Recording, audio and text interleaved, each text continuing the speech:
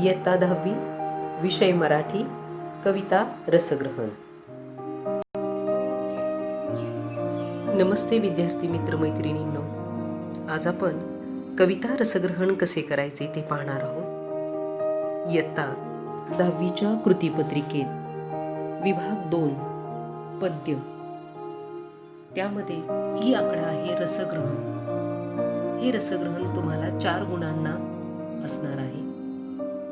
या रसग्रहणामध्ये अशा पद्धतीने प्रश्न येतो: खाली दिलेल्या काव्यपंक्तीचे रसग्रहण करा. म्हणजे तुम्ही जे पद्य शिकलेले आहात त्यापैकी एखाद्या पद्यातील 2 काव्यपंक्ती म्हणजे त्या कवितेच्या ओळी दिल्या जातात आणि त्या ओळींचं रसग्रहण करायचं असतं. मग हे रसग्रहण करताना 3 मुद्दे लक्षात घ्या.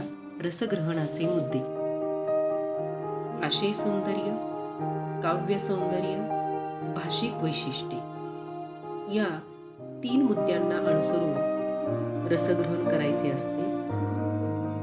मग आशय सौंदर्यामध्ये काय लिहायचं? तुम्हाला जी काव्यपंक्ती दिलेली आहे त्या काव्यपंक्तीचे ज्या कवितेतील आहे त्या कवितेचे नाव, त्या कवितेचे कवी किंवा कवयित्री यांचे नाव, कवितेचा विषय, कवितेतील मध्यवर्ती कल्पना, कवितेतून मिळणारा संदेश, उपदेश किंवा एखादे मूल्य आणि एकंदरीत कवितेतून मिळणारा एकत्रित अनुभव. या सगळ्या गोष्टी आशय सौंदर्यामध्ये आल्या पाहिजे. रसग्रहणाचा दुसरा मुद्दा आहे काव्य सौंदर्य.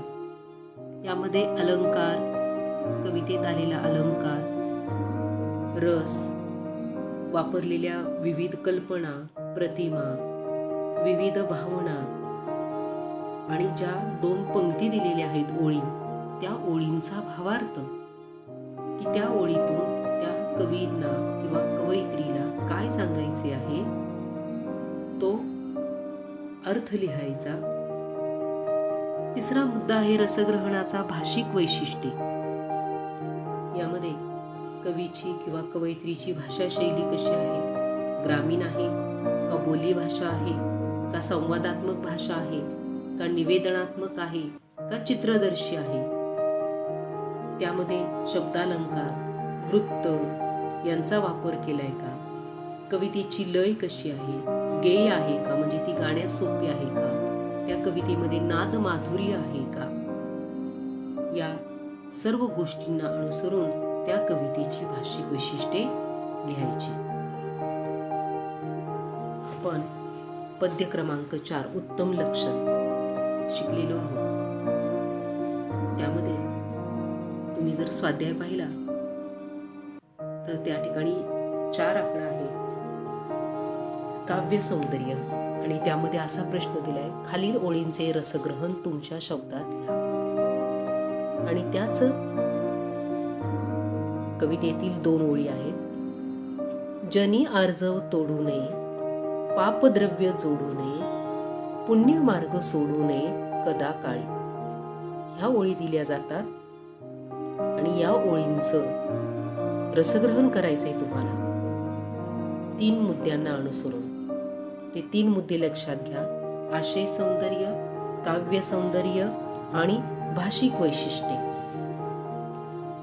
थोडीशी तुम्हाला ओळख व्हावी, कारण 9वी मध्ये तुम्हाला अशा प्रकारचा प्रश्न नव्हता, पण इयत्ता 10वी मध्ये हा कृतीपत्रिकेत अशा पद्धतीची कृती तुम्हाला येणार आहे आणि त्यामुळे 4 मार्कांचं रसग्रहण आहे. ते तुम्ही करायचे. रसग्रहणाचे मुद्दे लक्षात ठेवा. परत एकदा सांगते मुद्दे: रसग्रहणाचे आशय सौंदर्य, काव्य सौंदर्य आणि भाषिक वैशिष्ट्ये. या 3 मुद्द्यांना अनुसरून रसग्रहण करायचे. आता या ओळींचं रसग्रहण कसं करता येईल एक थोडीशी तुम्हाला मी ओळख करून देते, म्हणजे तुम्हाला इतर पुढच्या सर्व कवितांतील ओळींचं असं रसग्रहण करता येईल. आता 3 मुद्दे मी सांगितले. आशय, सौंदर्य.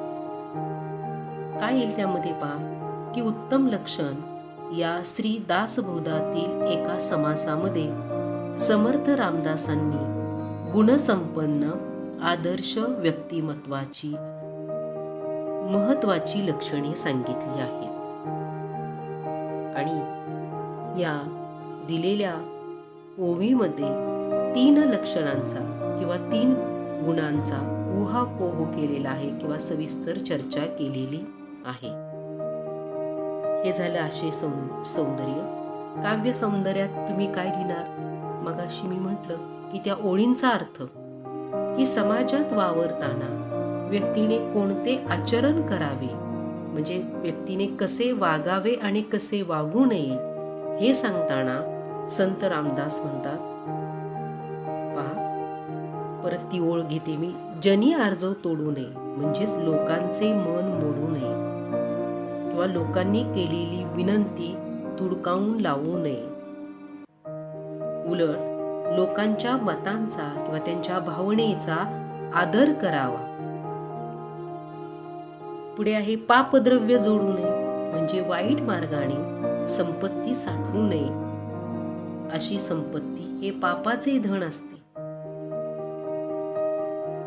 पुण्यमार्ग सोडू नये, म्हणून समाजामध्ये वागताना अगदी चांगल्या मार्गाने आपले जीवन व्यतीत करावे, पुण्यमार्ग आचरावा. कधीही पुण्यमार्गानेच जावे, कदाकाळी म्हणजे कधीही. हे झालं काव्य सौंदर्य. म्हणजे काव्य सौंदर्यात आपण त्या 2 दिलेल्या ओळींचा भावार्थ लिहिला. आता रसग्रहण करताना 3रा मुद्दा आहे भाषिक वैशिष्ट्ये. वरील ओवीमध्ये लोकांसाठी किंवा समाजातील व्यक्तींसाठी संत रामदासांनी खूप छान निरूपण केलेलं आहे किंवा विवेचन केलेलं आहे. तिथे पहा, तोडू नये, जोडू नये, सोडू नये असे यमक साधले. म्हणजे यमक हा अलंकार आहे इथे. आणि तिथे असा संदेश दिलेला आहे तुम्हाला. संदेश आहे त्यामध्ये. या ठिकाणी ओव्या आहेत ह्या सगळ्या, त्यामुळे त्याची भाषा साधी सोपी आहे. त्यातली जी तत्व आहेत किंवा त्यात सांगितलेला जो गर्भितार्थ आहे तो चटकन लक्षात येतो. अगदी भाषा प्रासादिक आहे, प्रेमळ भाषा आहे. हा काव्यगुण आहे. प्रासादिक हा त्या काव्याचा गुण आहे, तो या ठिकाणी दिसून येतो. आणि रस म्हटला तर मला वाटतं यामध्ये शांत रस आहे. म्हणजे ही झाली त्या ओळीतील भाषिक वैशिष्ट्ये. अशा पद्धतीनं तुम्ही रसग्रहण करायचं आहे. अत्यंत सोपा भाग आहे. 4 गुण आहेत. आणखी एक आपण कविता पाहिली, वस्तू. त्यामध्ये देखील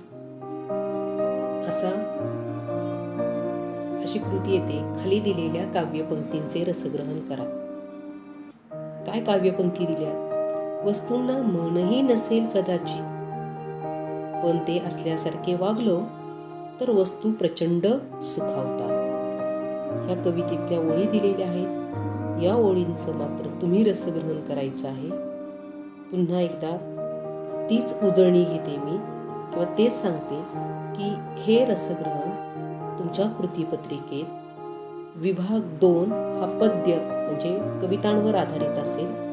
त्यातील ई आकडा असेल रसग्रहण. 4 मार्कांना हे रसग्रहण दिलेल्या 2 ओळींचं करायचं आणि हे रसग्रहण 3 मुद्द्यांना अनुसरून करायचं. आशय सौंदर्य, काव्य सौंदर्य आणि भाषिक वैशिष्ट्ये. आशय सौंदर्यामध्ये त्या कवितेचं नाव दिलेला संदेश लिहायचा.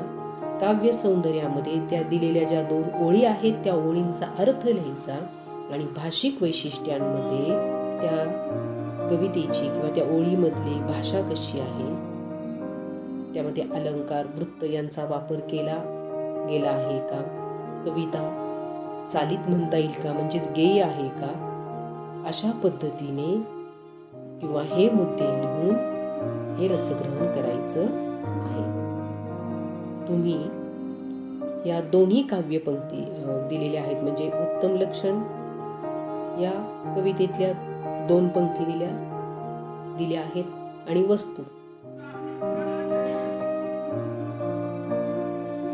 वस्तू या काव्यपंक्तीत या कवितेतल्या 2 काव्यपंक्ती दिलेल्या आहेत.